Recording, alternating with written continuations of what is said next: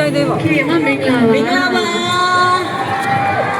အဲ့ဒီအမြဲအရန်စိတ်ဖြစ်တော့နော်အမြဲဘယ်တော့မှဆိုကြည့်လိုက်လို့ရှင်တက်တက်ကြွကြွနဲ့ကို့မာကြီးကတခုတော့ပြောချင်တယ်ဒီနေ့ happy anniversary နော်အဲ့တော့ပြောချင်တာအမကတော့စတိုးရီနဲ့အတူတူချီရတဲ့သူနဲ့ပြောရှင်းနေပြီကွယ်ကိုရီပရိသတ်တွေမလုပ်ထားလဲအသေးခွဲတစ်ချင်းနေနဲ့ထားခဲ့တယ် မပြောခဲ့ဘူးအမရှိနေသေးတယ်သူတို့အသေးကွဲစရာမလိုဘူး Okay ကဲဟုတ်ကဲ့ပါကဲတော့ဒီနေ့ကတော့ happy anniversary ဆိုတော့เนาะအမတို့ကြည့်ပြီးတော့အရင်အားကြရတယ်ဘာလို့လဲဆိုတော့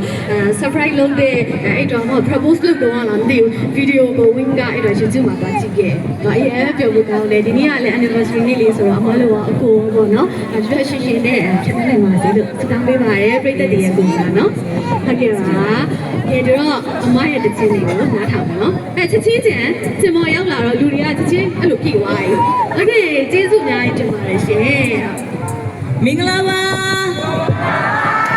ကဲဒီနေ့က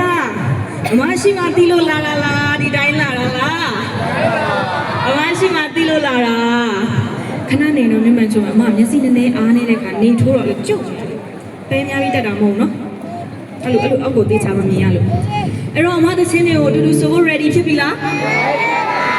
အဲ့တော့နောက်မှရက်ချီရဲမောင်တော်ရဲ့လည်းမောင်တော်ကတချင်းတွေအများကြီးဒီနေ့မှအများကြီးဆိုရမှာမဟုတ်တဲ့အတွက်ကြောင့်တထင်ကားလေးကိုခဏတာလေးကိုအတူတူဖြတ်တန်းကျင်ပါတယ်အသေးကွေးတချင်းတွေကတချင်းလို့တတ်ထားမယ်မောင်တော်ကအားလုံးကအမရှိနေတဲ့အတွက်ကြောင့်လို့အသေးကွဲကြမလို့နော်ကျုပ်ပြောထားတယ်တော့ကြအသေးကွဲတဲ့ဟမ်အိုးမခွဲပါဘူးကလေးရေအမလည်းအသေးခွဲတာမဟုတ်ပါဘူးအမအသေးခွဲတဲ့ချင်းနဲ့လိုက်နေတာပါအဲ့တော့အမပထမအဆုံးအနေနဲ့ရှင်းဒီနာပြောတာဟာဟာအော်ဒီအဲ့လိုပဲကိုကထွားထောင်တော့မောင်းဆိုလိုက်ရှာလို့ဘယ်တော့မှပဲကဲဟုတ်ပါပြီအဲ့တော့ပထမဆုံးအနေနဲ့ဆွေတော်ရွက်မဖြစ်ခင်မှာတော့နည်းနည်းအသေးခွဲဦးမယ်လေနော်ဆွေတော်ရွက်မဖြစ်ခင်ခဏတာလေးမှာတော့အဲ့လိုပဲလူတိုင်းကဒီလိုပဲဖြစ်ခဲ့ကြပါပဲနော်ရန်ဖြစ်လိုက်ပြန်ဖြစ်လိုက်နေမှာနောက်မှဆွေတော်ရွက်ဖြစ်သွားအဲ့တော့ဘလို့အချင်းချင်းမျိုးပဲဖြစ်ဖြစ်ဘလို့အကြောင်းအရာမျိုးပဲရှိရှိငါ့ကိုတတိယပေးပါအောင်ဆိုတဲ့အကြောင်းအရာကိုပြောချင်တော့ Remember me ဆိုတဲ့ Jelena စာပြောပေးချင်ပါတယ်ကဲတူတူဆိုမယ်နော်ဘာလို့ဆိုအမအများကြီးအားကိုးထားတာအများကြီးလည်းကြွားထားတာအမချစ်ရတဲ့မောင်တော်ကပဲလာမှာလို့ပြောထားတာမဟုတ်လို့